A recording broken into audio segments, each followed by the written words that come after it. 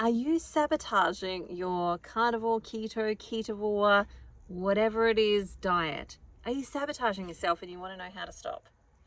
This is one of the questions that I have been asked in my questions at a time. I've asked all over the internet what your questions are around carnivore, ketovore, keto, all of that type of stuff. And some of those questions are absolutely fantastic and I'm definitely going to be answering them. But today's answer for the question is, how do I stop sabotaging myself? Ultimately, I really want to do this way of eating, but I'm really struggling to actually make it happen. So if you are new to my space, my name is Christina. I'm a naturopath, herbalist, life coach, as well as carnivore myself. And I've been a carnivore for over a year now. So the answer to this question of sabotage for me has multiple different drivers. And the key is working out what driver is causing what thing for you. Now, I look at it from the biochemistry front as well as the emotionally chemistry front. So from the biochemistry front, when it comes to sabotaging yourself, there can be a couple of things that are actually going on. One of which is that I see a lot of people jumping into a new way of eating without necessarily seeking some type of professional advice. Now, if you don't have any major health issues, that's probably okay. But if you do have some major health issues, then you're probably going to need some individualized, personalized advice for you in the beginning at least. Now, what I mean by that is I might have a client that's jumping into carnivore and they've got a thyroid issue. Now, if they don't know anything around their thyroid issue, what things they might particularly be depleted in, what nutrients they may be lacking in specifically themselves, and just some of the common things around thyroid, what can likely happen, and this is what I see happen, especially when I'm in those Facebook groups and I'm seeing people ask questions, I'm like, you're kind of missing a big part of this. And that is, for example, this is what I'll see with thyroid people, is that they'll often skip breakfast and maybe even lunch, and they try to go straight to OMAD because they're like, well, I'm only going to eat when I'm hungry. And if you've got a slow thyroid, not so much if you've got a fast thyroid, because if that's the case, you're eating all the time, you are hungry all the time. But if you have a slow thyroid, then what's actually happening for you is that your metabolic system has trained itself to slow right down. And because of that, your hunger signals slow right down. And so you may be skipping breakfast with ease, you may move into lunch, and it might not be until say 2 or 3 o'clock in the afternoon, and suddenly now you're hungry. And at that point in time, you might have a really big meal, and then you might have dinner after that, and you may even eat a little bit later in the day. The only thing that's really happened for a lot of those people is that instead of eating in the first part of the day, they've moved their eating window to the last part of the day. And so they feel like they've succeeded because they're intermittently fasting. But what they're not actually recognizing is by doing that, they're slowing their thyroid even more. And if you are somebody with a slow thyroid already, you need to start the day with food, because your thyroid has this message that you are at war or you're in a famine and there's not going to be food around. So we need to slow everything down, which is why you'll gain weight super easy and you'll struggle to take it off, and all of the other repercussions that come with those things tend to fall into that wagon. And so if you've got a thyroid condition, first of all, we want to make sure that you eat breakfast. Whether you eat any of the other meals of the day, I couldn't care less. But I need you to eat breakfast, because this is what happens. When I make these people eat breakfast, what usually happens is that they go, oh my God, I'm so hungry all day. And I'm like, yes, fantastic. Now we're starting to speed up your metabolic system. It's starting to get back on board, and it's giving you the responses that you actually need. Because if you're hungry all day, it's because you're lacking in some nutrients. And so you need to fill those nutrients up before you start to take your body through the challenging process of doing things like fasting, or reducing how much you're actually eating, or limiting your eating window, or any of those types of things. You have to come from a full nutrient house versus a depleted one. And the problem is most people are coming from a depleted nutrient house. Now, the other perspective there is you may have a zinc deficiency, you may have a magnesium deficiency, you may have an amino acid deficiency. Like there's a whole bunch of different deficiencies that you may actually have. And if you've got a deficiency, your brain is going to keep triggering the hunger signal to get that food. Now, if you've spent a lifetime, which is what many of us have done, if you've spent a whole lifetime training your body to get magnesium from hot chips or to get it from chocolate, then your brain is going to be fixated on getting it from those places while you've got that deficiency. Now, so some of that process is actually retraining your brain to go, okay, I can get magnesium from sardines. I can get it from organ heart meat. I just need to chop some up and add it to the mincemeat that I've had, or I'll stir fry it, or I'll do something like that and add that into my actual diet. You may need a supplement just to help you get over that first initial hump, to help you with some of those cravings. The same with all of the nutrients that you may actually be lacking in. If you're lacking in some of those nutrients, you've probably trained your body in some way, shape, or form to get them from somewhere. And so those things are often not so great for us because we've spent decades of time learning to get it from those things, and they're often really high in sugar and carbohydrates. And so your brain is constantly triggering you to go eat those things. Now, the other element of that is that you may have things like a candida overgrowth or a yeast overgrowth or heavy toxicity in regards to mold or heavy metals. And that's going to actually make you crave sugar, especially for a period of time. Now, one of the things I usually get my clients to do is when they're going on this type of transitional journey is to go jump on YouTube and type in zombie snail. Now, there's a beautiful little video about this snail that has been taken over by a parasite. And that parasite makes the snail do unsnail-like things. So snails during the middle of the day are hiding underneath leaves and things like that so that they're safe from birds, that they don't dry out and it doesn't kill them. And when you see a snail that is actually out and about in the middle of the day, it's because it's been taken over by a zombie, because it's an unsnail-like thing for it to be just out in the open during the middle of the day when it's not like raining and overcast, right? When it's raining and overcast, that's kind of normal. But in the middle of the day, it's not normal to see a snail out on a leaf doing things because it should be hiding. And the parasite has a goal. The goal of that parasite is to get into the belly of the bird. And that is, it does that by getting the snail to be eaten by a bird. So it makes the snail do unsnail-like things for the purpose of the parasite. And that is what happens with our gut as well. When we have got bacterial overgrowths, parasite overgrowths, when we have things like thriving candida and yeasts, they have their own objectives. And those objectives are unhuman-like behaviors. They aren't in our best interest. So they will be able to send signals to our brain via our nervous system and chemical processes.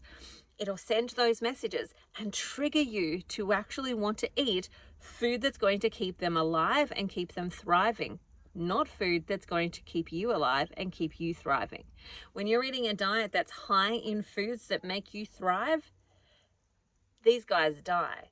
And they don't like that. They don't want that. And so that process itself is going to mean that you are likely to have a bit of die-off. And that die-off is those guys dying. And as they die, they are like in the throes of a death battle. They are pumping out all of their neurotoxins to get you to do the thing that they want you to do, which is to eat the sugar.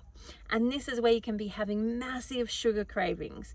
Usually they last around 14 days. If you can get through those first 14 days, you're likely to be fine. But knowing it can mean that you get through it and you set yourself up for success versus, oh, I just can't beat these sugar cravings. They are kicking my butt. And so knowing and having some awareness around it can help you move forward. Now, that is some of the biochemical stuff.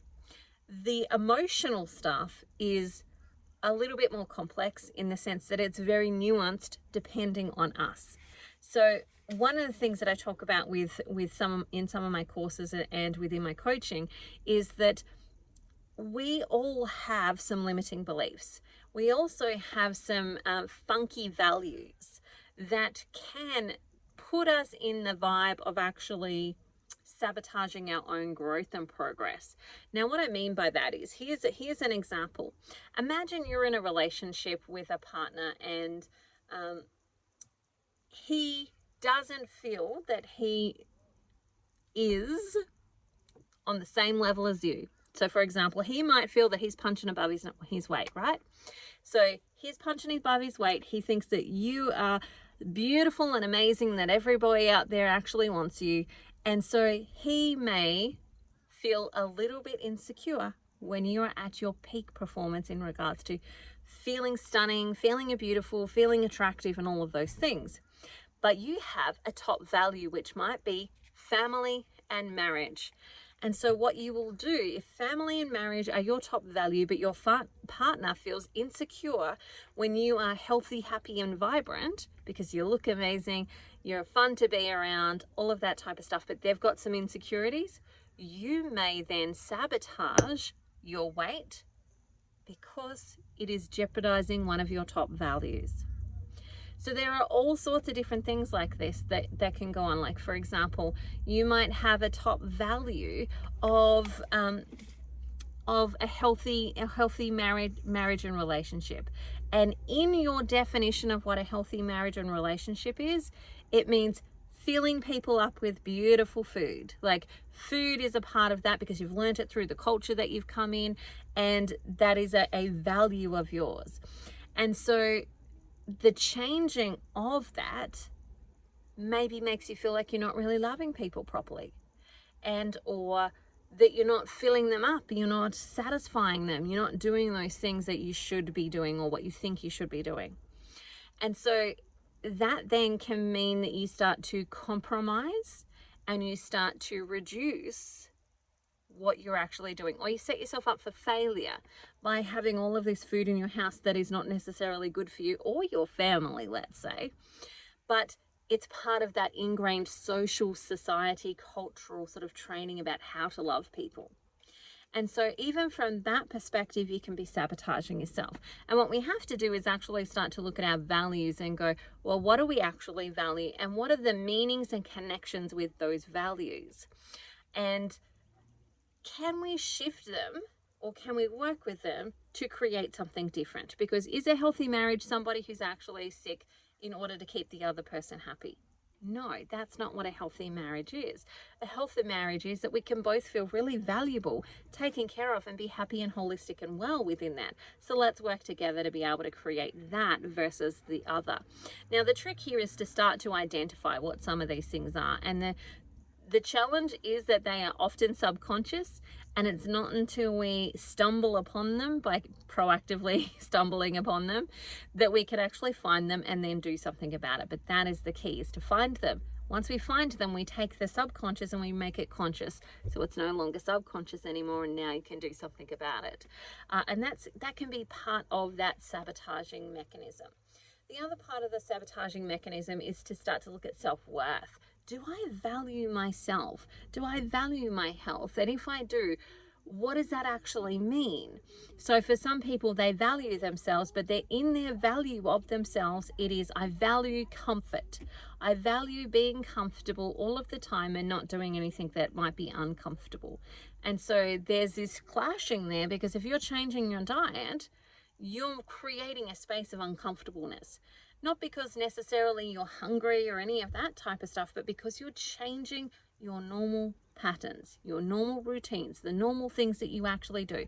Whenever you change those things, you are creating a level of discomfort. And that can take a little while before that new thing that you've changed to becomes your comfort. But it eventually will become your comfort. It'll become your comfort zone. You'll know how to operate all of the things in there. And so that can be a part of this sabotaging process. So ultimately for me, there are a couple of things that I do. One of which is I get in my journal all of the time, writing down things as they come up, taking inspired action, listening to other people talk about these types of things is always really beneficial for me. one of the things that I love about the support group is that people jump in and they share about what's happening for them. What are their sabotaging beliefs? What are some of the things that are coming up for them? And that will often trigger something else. And you go, wow, actually, mine's not exactly the same, but there's this slight one here that actually is. And this is where it deviates, and this is where mine goes off into this track. That's where being in a support group can be incredibly helpful for those types of things. The other thing is, so doing the emotional work is part of it. The other side of that for me is looking at the biological and the chemical point of view of like making sure that, you know, I'm filling up my nutritional stores, that I'm not missing anything, and you might need a little bit of support and help with finding out what some of those are for you.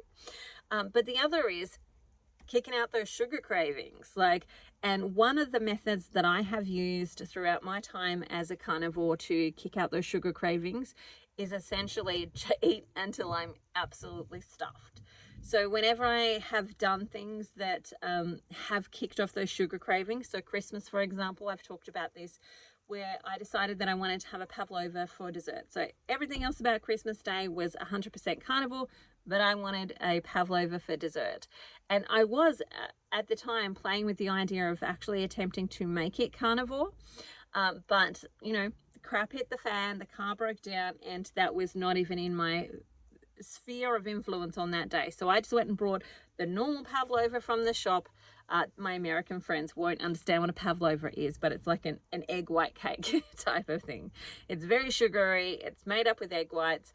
It's very fluffy and meringue. Anyway, so I brought one of those, put some cream and some berries on it, and that was the thing that I had for me on Christmas Day. And that kicked off some terrible sugar cravings. Like, I did not realize how much of a sugar addict I was until I had that, because it took 14 days to get me back on the track of like my brain getting back into alignment of getting rid of like the sugar monster that was driving my psyche at that point. And so for me, how I combat those things is to eat my way out of them by making sure that I'm full and satisfied and not leaving space for me to be hungry to actually go and eat any of those types of things. That there's just no space for me to put that in because I am full and I am satisfied. And so that is one of the strategies that I actually do. Now, it might mean that I am not kicking goals in regards to getting to the weight goals that I'm going after, but it means that short term I am kicking out and not creating space for the sugar to actually come in. So for example, if I was to try and do a fast at that point in time, it would be incredibly hard because my brain is already fixated on trying to get sugar in, and I'm rocking back and forth in the corner going, no, don't eat the food. And that would be an incredibly hard thing to do in that moment in time. And so for me, filling myself up so that there isn't any space, like it's much easier to go without something that you might be craving if there's no space for it, if there's no room for it. If you are already full, then there's no room to put anything else in. That for me is part of the strategy of getting through those sugar cravings. So in answer to that question, how do you stop? You have to look at the triggers.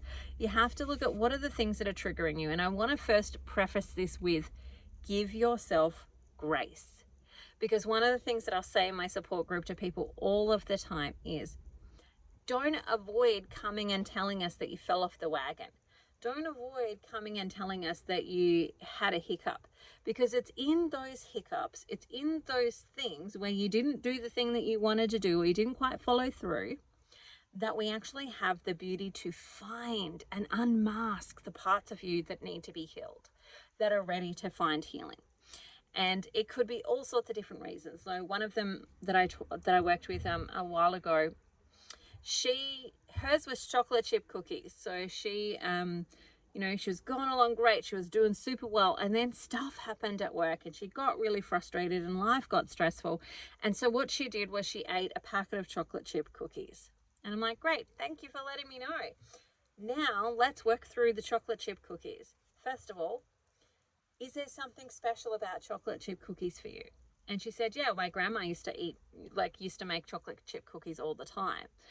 And she had this real affinity for grandma, because grandma for her was the person who unconditionally loved her, that she knew she could turn up at grandma's house and talk about anything and it would be fine, that grandma would just love her anyway. And so she had this real affinity with grandma, but grandma was gone now. She wasn't in her life anymore. She'd passed away. And so as we worked through that process, and I just created questions for her, and she started to answer those questions, what we discovered was that for her, in that moment of stress at work and the challenges that she was facing, she was trying to self-soothe, but she also wanted unconditional love. And that's what grandma represented for her, was that unconditional love. And so the next best thing for her in her mind at that moment was chocolate chip cookies. And so she ate a packet of chocolate chip cookies. So great, we've found the trigger. We've worked out what you really wanted was not the chocolate chip cookies, but it was grandma. How can we do something that's actually helpful to you in that moment versus eating the chocolate chip cookies? Because that doesn't give you any of the things that you're actually after. And some of the things that we came up with was, one, she could call her cousin, who also had a beautiful affiliation with grandma, and they could talk about grandma. And just having that conversation made them feel like grandma was there and made them feel like they were unconditionally loved. She could do things that actually helped her feel unconditionally loved by herself, by running a hot bath, putting like candles on, putting music on that she really loved, or watching a movie that she really enjoyed, and actually just taking care of herself. All of which gave her those feelings of unconditional love, but they came from her versus somebody externally. And so we brainstormed ideas of things that she could tap into next time. And then the next time that type of thing came, she went to her list and she looked at, okay, what are one of these things that I want to do? Great, that's what I'm going to do. So for me, those moments of eating the chocolate chip cookies or doing something else that you don't necessarily want to be doing are actually beautiful moments where we can unpack the why, the how, the what, and what can we do next times of. And so don't avoid them in the sense of like, I'm going to bash myself up for doing the thing. I ate the chocolate chip cookies. Great. Now let's work out why. Because that's where the gold actually is. And that's why this is a journey versus a destination that you arrive at. Because on the journey, you discover all of these things about yourself. And so once we've taken care of the biochemistry stuff, it really is just the emotional stuff that stops us from moving forward and building new patterns, creating new pathways. When it comes to the cultural stuff, like if your family is a family that's based around food and suddenly you're changing the food game, how can you do that differently? What is that going to look like? How are you going to choose to do Christmas? For me this year, I have no idea. I have not yet thought about Christmas. It's a while away, but it will be here in no time, really. And so I haven't yet thought about what I'm going to do for Christmas this year versus last year. I might actually try and make some of those oopsie cakes or so on. Or I may make the decision that I'm okay with on Christmas Day having one thing that I really have enjoyed from my life prior to Carnivore and being okay with that. I don't know. I haven't got to that space yet, because for me, this isn't a one and done. This is a way of living. This is a lifestyle. And what I'm doing is creating the life that I want to be leading versus sticking to a set of rules that somewhere has made up. It's got to work for me, and it's got to work for me for a long time in my life. Now, that being said, I know that last year having that pavlova sent me into a sugar spiral that I don't want to go into this year. And so maybe I can think of some really creative ways of doing it slightly differently that I'm going to enjoy. That's going to be great, that I will absolutely love. Maybe that it's the time when I go and buy, instead of having pavlova, that I have the seafood that I never get to have because it's way too expensive. That on that day, I get to have those things that I actually enjoy and love, and that are actually going to fill me up, that are going to make me feel good and not give me the sugar spiral. That is part of actually learning to move forward in this process of how do you do birthdays. Now, I've heard some people say they don't eat cake at all on birthdays, where I've heard other people say if it's a child's birthday, I'm going to eat at least a small portion of that cake because I want them to feel celebrated. If it's an adult, it doesn't really matter. I'm happy to leave it and not do anything with it. But for a child, I want them to know that I'm celebrating them. Now, for other people, they're like, no, that will send me off into a roller coaster ride of whatever. So then how will you celebrate the child? How will you approach those situations? And that takes time to develop. It takes time to think about how you're going to do those things and what that's going to look like. So give yourself the grace and the compassion to allow yourself to stumble and fall and make mistakes and realize I'm just working out how I'm going to do this and what I want to do with this and what it's going to look like moving forward. All right. Those are my tips on avoiding sabotage and moving through sabotage. Remember to give me a like and subscribe. I really love to see you hanging out here. And if you have any questions to add to my list, pop them below because I'd love to have a go at answering them for you. All right, bye for now. Have an amazing day and I'll talk to you again soon. See you later.